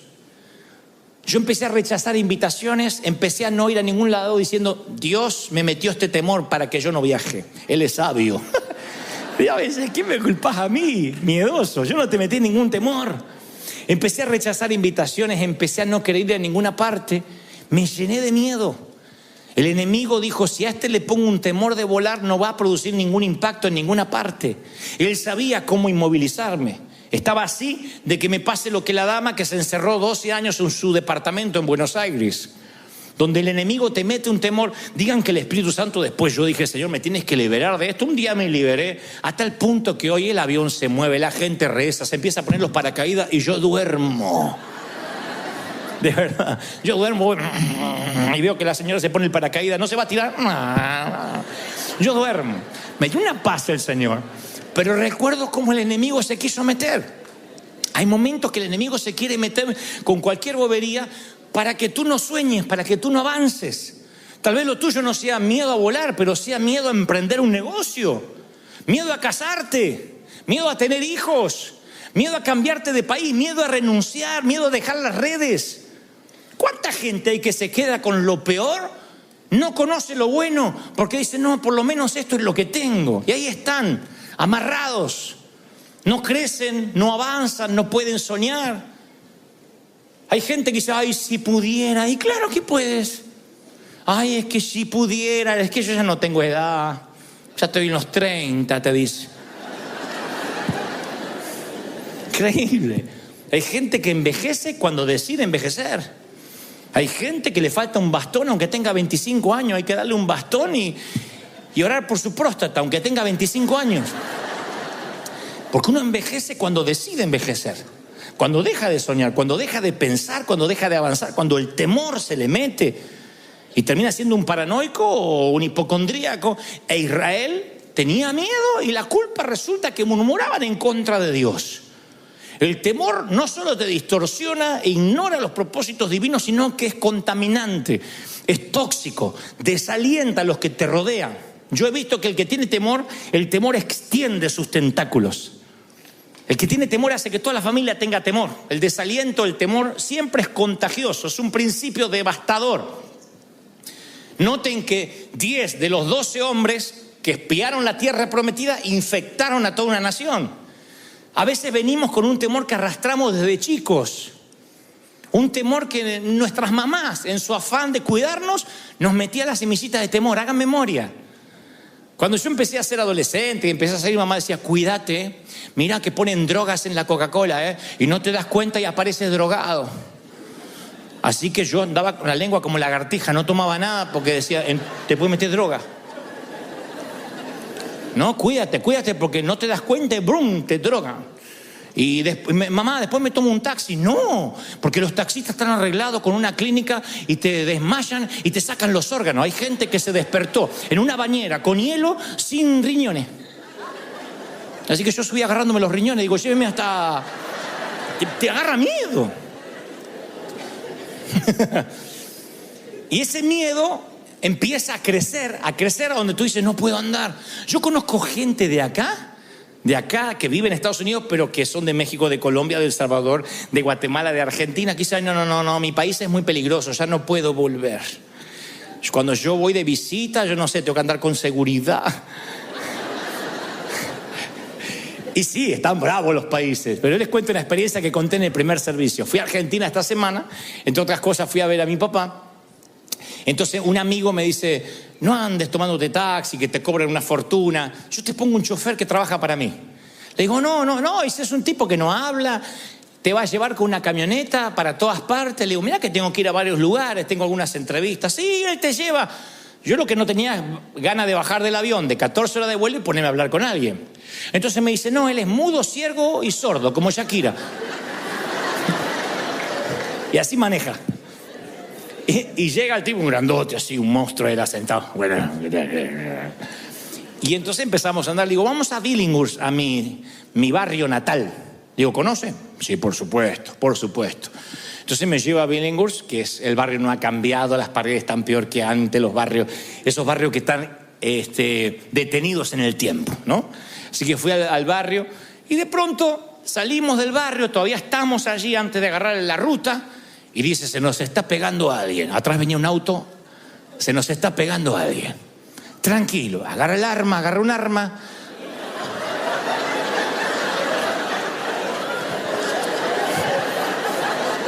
Ah, sí, porque yo no nací en Buckingham, de ahí vengo. Entonces agarré el arma y dice, tranquilo, flaco, tranquilo. Ah, parece que lo viene a ver usted. Y el tipo, para la camioneta y se baja y golpea la ventanilla. Y dice, Dante Gebel. Baje, como diciendo, baje que cualquier cosa yo le pego un tiro. Al otro, no a mí.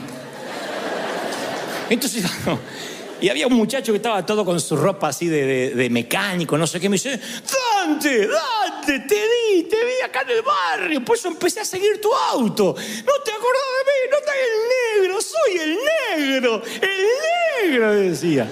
Y no me pude acordar. No, pero yo me acuerdo, yo creo que él o soñó que era mi amigo o Dios me hizo olvidar del negro. Yo soy el negro, ¿no te acordás? No me acuerdo. ¿Cómo que no? Yo estaba de novio con la Marisa. ¿Te acordás? La Marisa. La que está el negro. Y como me insistía tanto que habíamos compartido la cuna, entonces... ¿Qué se hace en esos casos? Negro.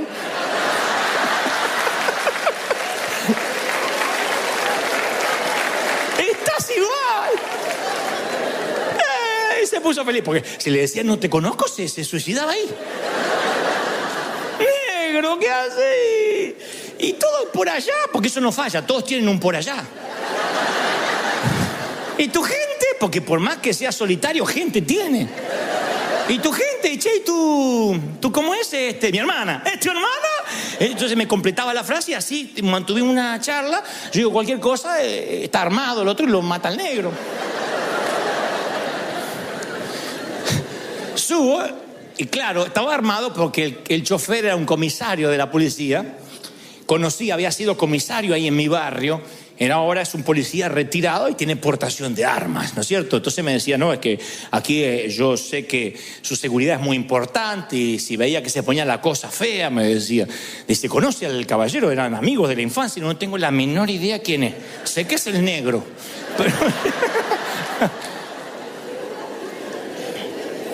Pero yo pensaba, fíjense cómo la mente te puede llegar a crear una historia. Si este muchacho no era de seguridad y no paraba, claro, empezábamos a correr diciendo, tuvimos una persecución, alguien nos quería matar. ¿Cómo el temor podía infiltrarse? A lo mejor con una bobería, con algo que era cotidiano. Y me pasó esta semana y yo decía, es increíble que muchos venimos de esos lugares donde nos acostumbramos al peligro, a que te podían pasar cosas. En mi país a mí me asaltaron 3 veces, me robaron las zapatillas, el cinto, eran cosas que podían pasarte. Hoy en día nosotros, el solo pensar que nuestros hijos podrían estar ante el más mínimo peligro, a veces nos transformamos en guardiacárceles. No les dejamos ser libres y lo contaminamos a nuestro hijo. Como mamá me decía, te van a poner drogas, te van a enfermar, te van a quitar los órganos. A veces uno sin querer arrastra en los patrones genéticos esos miedos. Y hay que cortar, porque el temor saludable es aquel que hace que tengas cuidado. El temor saludable te coloca el cinturón de seguridad. La fobia hace que no subas al auto. El temor saludable hace que mires la calle antes de cruzar. La fobia hace que no salgas a la calle. El temor saludable es que tomes tus recaudos antes de emprender un negocio, veas con quién te vas a asociar, de dónde vas a sacar los recursos. La fobia hace que digas, me quedo de empleado porque es lo seguro. La fobia no te deja avanzar, no te deja pensar. Y se infecta, se transmite, es algo desalentador. 40 años arruinados por 10 hombres que tenían miedo. Cuando ellos regresaron trajeron a un gigante mucho más terrible de los que habían visto, el gigante del temor, que acechó todo el campamento y devoró la fe y el valor de una nación. El temor es transferible, no te olvides de eso. Siempre decimos nosotros que nadie, como dice el apóstol, con ligereza imponga manos. Claro, no es que el que te toca ya te pasó el temor, pero a veces uno está tan abierto, tan sensible, uno es como tierra mojada, entra la semilla y entra el palo también. Y cuando uno es una tierra mojada que dice, pastor, ore por mí, ese hombre, si a veces es pastor o no es pastor, ora por ti y muchas veces te va a transferir sus temores, sus cosas. Ojalá que te transfiera fe, que te transfiera valor, pero a veces hay cosas negativas. Me acuerdo que estábamos por hacer nuestro primer estadio en el año 96. En el año 91 Dios nos da una palabra y me dice, pastor de los jóvenes te dirán, llenarás los estadios, en una noche Dios te hará conocido, traeré la gente del norte, del sur, del este y del oeste, yo los soplaré, no te preocupes, ni por la gente, ni por los recursos, porque yo soy el que te levanto, muchacho. Yo tenía 23, 24 años, un pibito, chamaco. Y Dios nos da una palabra de fe y en fe vamos al estadio, rentamos el estadio en fe, pagando una pequeña parte, una seña, diciendo que el resto lo vamos a pagar después que se termine el evento. Tuvimos favor con el presidente del club. El presidente del estadio Vélez, llamaba Gámez, me dice, ok, ahí está el estadio, pueden hacerlo. Pero unas semanas antes yo voy a predicar a una pequeña iglesia de provincia, donde hay un pastor que todavía recuerdo, no le diré quién es por una cuestión de no herir susceptibilidades. Le digo, pastor, ¿no orás por mí porque voy a hacer un estadio? Y él me dice, pero no te conoce nadie. ¿Y los recursos? No tengo nada, pero Dios me dijo. Bueno, me impone las manos y ora. Dice, Padre, yo te pido que lo bendigas. Si tú lo has mandado, está bien. Si no es tu voluntad, está bien también, Señor, que se dé cuenta que tú no lo mandaste. Pero si tú lo enviaste, Padre, esas oraciones que no se comprometen demasiado, ¿viste? Si te sanás, gloria a Dios. Y si te morís, porque Dios quería que te muriera. Esas oraciones que no se comprometen. Cuando termina de orar, me dice, estás loco. Yo oré, pero estás loco, flaco. Esto es un suicidio. ¿Quién te va a ir a ver? No te conoce nadie. No, yo ni loco. Claro, era el pastor de una iglesia más o menos pequeña, con un montón de temores. Y ahí me di cuenta, sin querer, que me lo había traspasado los miedos. Me fui a dormir con un miedo, me levanté con un terror, que dije, vamos a suspender todo, suspendamos, esto no es de Dios. Me olvidé de las palabras proféticas, me olvidé de lo que Dios me dijo, de todo. Un terror de que no iba a poder pagar, que iba a terminar preso, de que soñaba de que salía al estadio y no había nadie. Y había un compañerito del colegio que decía, ¡ja, ja! Y se reía de mí. Soñé que salía, ¡ay! Me había olvidado de vestirme. Mire, el temor abrió una puerta y todos los pensamientos se filtraron por ahí. Volvimos a orar con el equipo de profetas, unas hermanas que oraban, y dice la hermana, el Señor me muestra que un espíritu de temor se metió en ti. ¿Te hiciste orar por alguien? Sí, un pastor. Dice, bueno, te transfirió el espíritu de temor, te transfirió el espíritu de miedo, y hay que cortar ahora. Fíjense lo importante, que una vez se va por la vida. ¿Puedes creerlo o no? Yo lo viví. Y yo sentía que no podía avanzar y dije, lo vamos a cortar, porque te hicieron una oración hechicera. Y yo digo, ¿qué es una oración hechicera? Dice, cuando alguien sin querer te maldice, te ata, te cierra. Esa gente que va a tu casamiento y dice, bueno, que la pasen bien, ¿eh? Estos van a durar lo mismo que un gas. Y se va. Tú sientes la vibra. Vieron que hay gente que es así. Los creyentes solemos ser así.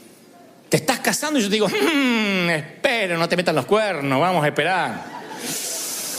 Me compré un auto, espero que no te mates con toda tu familia adentro. Así los creyentes escriben en las redes. Decimos, estamos bendiciendo, espero que esto dure, espero que esto sea de Dios, espero que no sean puras emociones. Ven la foto de ustedes llorando, espero que no sean porque van a ver un comediante. O sea, la gente a veces suelta palabras que si no estás cubierto con la armadura de la fe, no estás cubierto por la sangre de Cristo, esos temores vienen hacia ti y te detienen, te estancan. Gente que está esperando que te vaya mal. Pero la Biblia dice que mayor es el que está con nosotros que los que vienen en contra. Mayor es lo que Dios nos dio. ¿Tú lo crees de verdad? Y resistimos.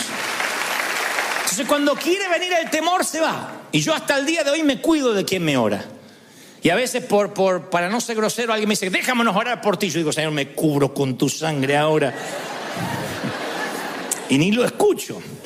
Porque yo creo en la transferencia de espíritus. El temor ignora las promesas de Dios. Entonces os dije, Deuteronomio 1:29, no teman, no tengan miedo, Jehová va delante de ustedes, Él pelea por ustedes, conforme lo hizo antes, lo hará ahora.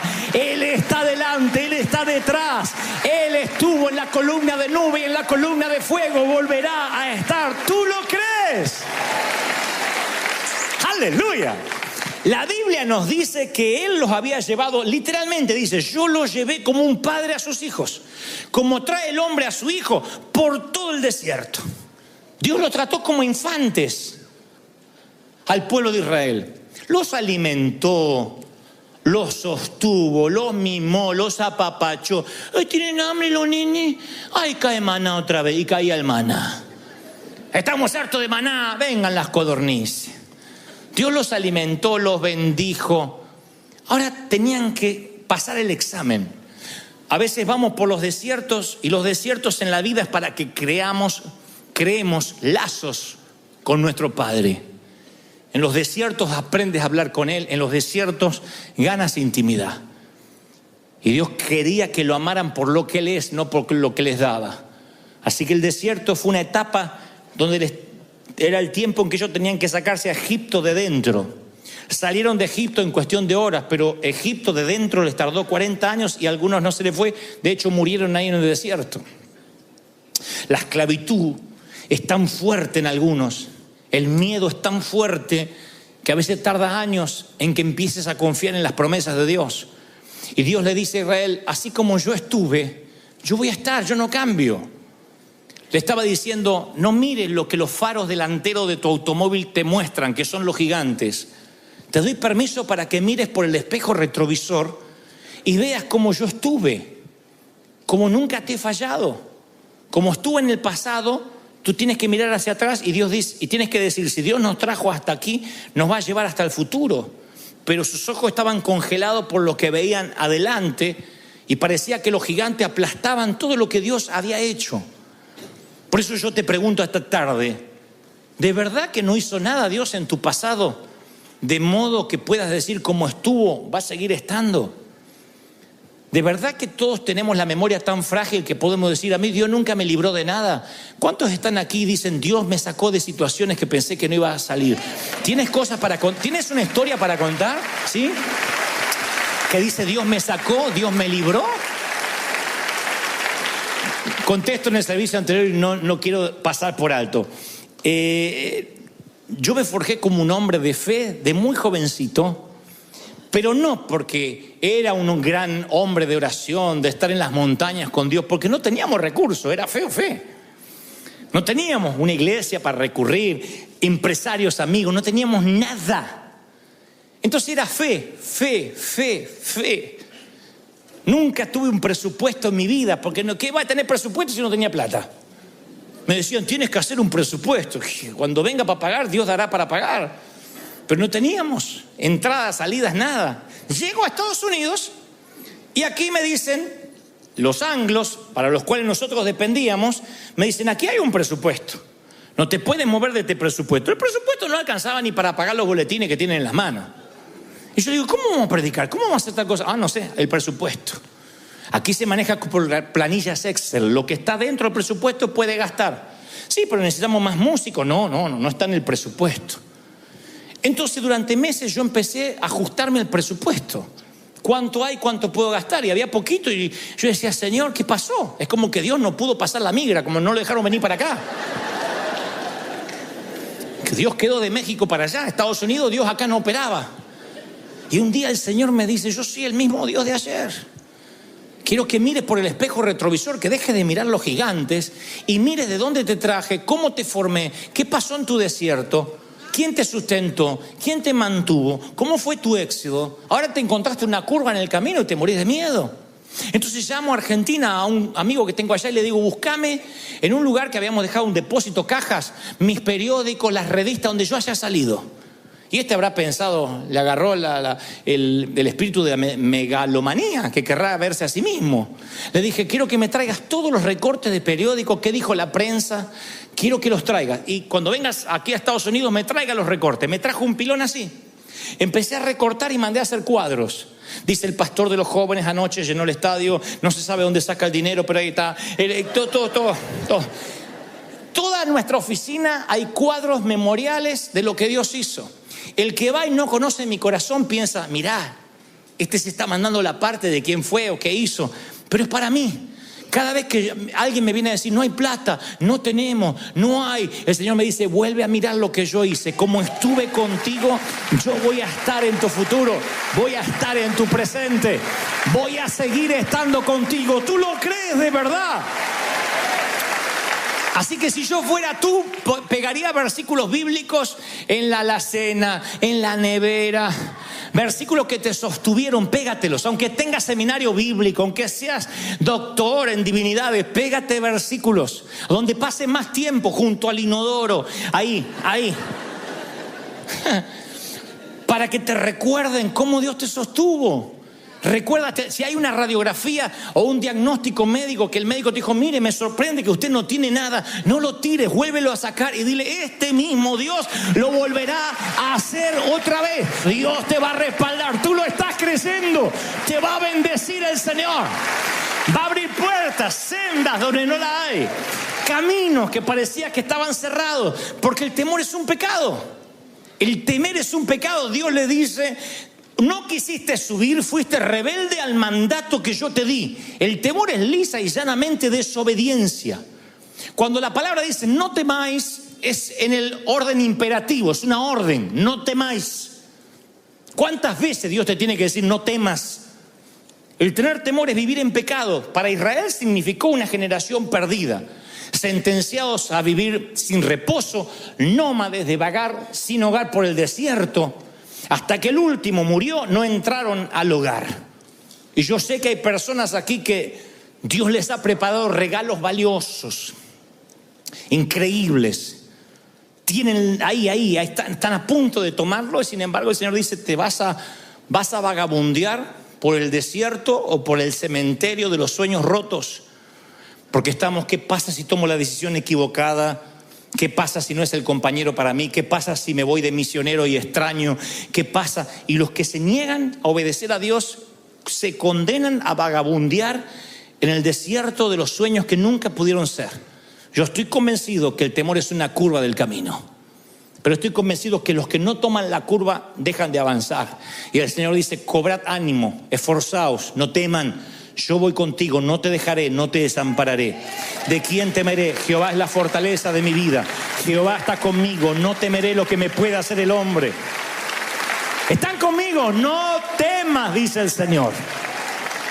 Y te digo lo que dije hoy esta mañana temprano: no te rindas. Mi querido, no te rindas. No me digas que tienes 70 años y por eso te vas a rendir. No te rindas aunque tengas 80, si tienes 20, 14, no bajes los brazos. Todavía no sonó la campana, nadie arrojó la toalla. Y si te caes en el cuadrilátero, bueno, te vuelves a levantar. Y si te equivocas, te vuelves a levantar. Abajo hay una red llamada gracia. Caes en la gracia y te vuelves a levantar. Pero no te rindas, pelea. Ofrece batalla. No te des por vencido. Pelea por tus sueños, pelea por tu compañía. Lo que tengas que hacer, hazlo pronto, porque la vida se te va a escurrir. Y el temor lo que hace es esclavizarte y robarte lo que no se puede recuperar: tiempo. El dinero sí se puede recuperar. Nos consta de gente que ha estado en quiebras financieras y salió adelante. Pero el tiempo, ¿quién te devuelve los años no bailados? ¿Quién te devuelve los años que no bailaste? Los años que no celebraste. ¿Quién te devuelve los años que no amaste? Los años que no entregaste, los años que no sembraste. Hay un momento que vas a sentirte solo al final de la vida diciendo: no escuché aquel mensaje esa mañana del 10 de noviembre en que Dios me decía: tienes que emprender, tienes que hacer, tienes que vivir una vida digna de ser contada. Una vida que Hollywood quiera llevar a la pantalla tan solo de saber lo que estás pasando, lo que te atreves a creer. Tienes que hacerlo. Acá hay jóvenes, hay muchos jóvenes, sean audaces. Y no pueden decir: es que si me sale mal no tengo modelos. Bueno, entonces, como decía Pablo, mírenme a mí. De donde yo vengo, tu mejor amigo era el negro. De donde yo vengo, cuando regresas al barrio tienes que volver armado. O sea que no nací en una cuna de oro donde ahí salieron los Nobel, los Pulitzer y los que ganan Oscar. Entonces no hay excusas para decir: bueno, lo que pasa es que este es de Gringolandia. Yo de donde vengo, los sueños estaban rotos, estábamos presos, no teníamos miedo a todo. Pero yo un día dije: voy a comprar mi libertad, tengo que pelear la vida, tengo que creerle a Dios. Y le creí a Dios, y salían los pastores a decir: no eres de Dios, eres una moda, vas a pasar, eres un muchachito, vas a avergonzar el evangelio. Ya hace 30 años de eso. Y cada vez que hacíamos algo: eso no es de Dios, Dios no te va a bendecir. Te fuiste de Argentina, cobarde, porque allá seguramente vas a fracasar. Todas las palabras negativas, todo ese temor que a veces imparten, esas transferencias de espíritus negativos venían, y aprendí a tener cuero de rinoceronte, a tener piel de foca, para que todo resbale y conservar el corazón tierno. Y esta misma unción, esta te la quiero transferir, esta sí. Una unción de valor, una unción de fe, una unción de poder, una unción de creerle a tu Dios. ¿Tú le crees? ¿De verdad que le crees a Dios? Vamos, ponte de pie, yo quiero orar por ti.